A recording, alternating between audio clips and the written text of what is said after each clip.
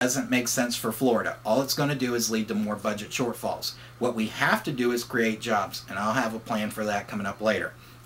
Getting back to the card. Enact a sunset law for all toll roads. I had a gentleman ask me one time on the radio how I plan on doing that.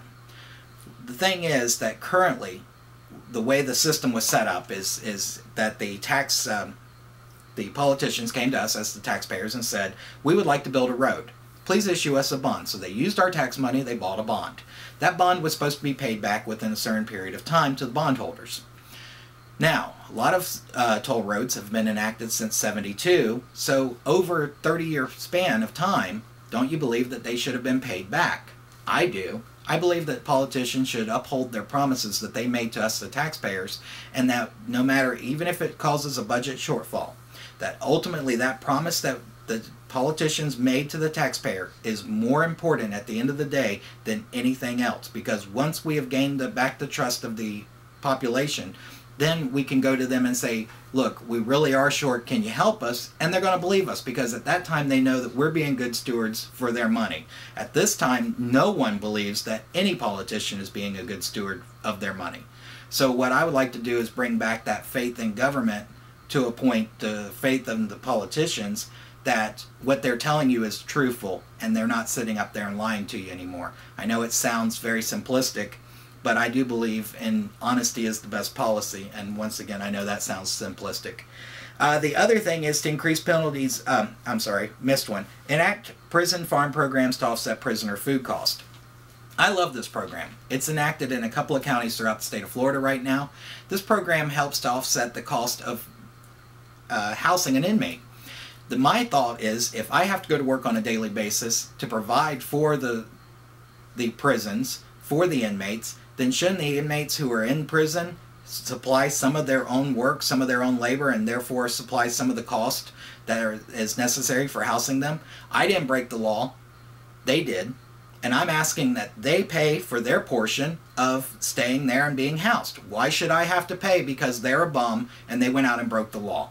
So I think that a lot of people would find that they agree with that, and a prison food program is a great program, because what we can do with the excess is the next part, and that's the increased penalties for employers hiring undocumented and illegal workers. I don't like the term undocumented. Everyone can be undocumented if you don't provide a social security card or a driver's license at time of hiring. What I'm talking about here is illegal workers, and a lot of companies are utilizing these illegal workers and preventing good, honest working Floridians from taking the jobs. So what I would like to see happen is for these people to go and get the jobs that are being taken by the illegal workers, and these companies that are hiring illegals to be penalized. And I'm not talking a small penalty, I'm talking a fine that would make them think twice about breaking the law in the future. Because ultimately what we're having to do is fund the unemployment. So if we have the fines coming from these companies that are hiring these undocumented and illegal workers, then we can utilize that money to help offset the cost of the unemployment program, while these people who should be getting the jobs are unable to because the other people are coming in at a lower cost. So I would like to see that. So someone asked me, well, if you do that, wouldn't that mean that you end up with a lower cost on, or a higher cost on vegetables? And I said, yes, but that's the beauty of the prison food farm program, because ultimately their excess can be sent to the marketplace at a wholesale price, the same price as the current tomato price or the current lettuce price or whatever the crop happens to be, and then that will help offset the amount of food that we might be losing from the undocumented or illegal worker not working in the fields. So, but I also have a personal issue with that, because whenever I was growing up and we needed extra money, we lived in an orange producing area, and you know, I know both my parents went out and picked oranges whenever we were facing hardships. So I have a hard time believing that other great Floridians wouldn't do what my parents did if faced with a situation where they needed to gain extra money. In government earmarks and pork programs. It's simple. I mean, this time of, you know, I've got a friend in my district and he needs this and so forth is over. I mean, we have spent so much money as a state and as a nation that we just can't keep it up. Eventually you're going to have to say, yeah, that sounds like a great program. Go out and get private funding for it. You know, don't come to Uncle Sam or to the state of Florida and say, I want to have this, and therefore, because I supported your campaign, you're going to give me money. You know, that's why I've gone out to all of the people that I've spoken to and asked for, you know, between $5, $10, $15, whatever you can afford, so that you can help finance my campaign. So I don't have to sit there and say, oh, yeah, you're right, you did finance my campaign, now I owe you.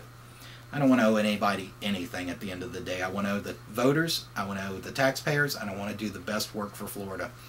The other is to increase test scores and graduation rates while abolishing FCAT. And the problem with FCAT currently is a lot. I mean, obviously a lot of teachers are teaching to the test. A lot of parents feel that the teachers are teaching to the test. And it's failing our students. I mean, at the end of the day, our graduation rate has decreased. The amount of students who are getting a better education has decreased. I mean, that's a lot of the problem that we're facing right now as a state with getting employees, is that our graduation rate is low, our education rate is low. What we're providing out to the colleges is not the high quality student that we provided 10, 12 years ago. You know, I sat through a college class not too long ago where the teacher was explaining the difference between there. You know, that is over there, T-H-E-R-E. They're together, T-H-E-Y apostrophe R-E. There, that's their car, T-H-E-I-R. I mean, okay, you're in college.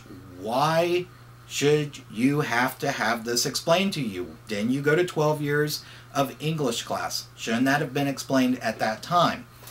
This is the problem that we're facing in Florida. This is the issues that we face as a state, and this is why I want to be the next governor of the state of Florida. Like I said before, these are my promises. The word promise to me means that something that I will do. The word promise is not something you throw around lightly and say, well, I promise I'll, you know, do this or do that. If I make you a promise, then I'm going to do everything I can to uphold that promise, because at the end of the day, you're only as good as your word. And if your word becomes nothing, then you are nothing. I thank you for watching this video. I know there were some technical flubs in it, but I appreciate your time. Thank you.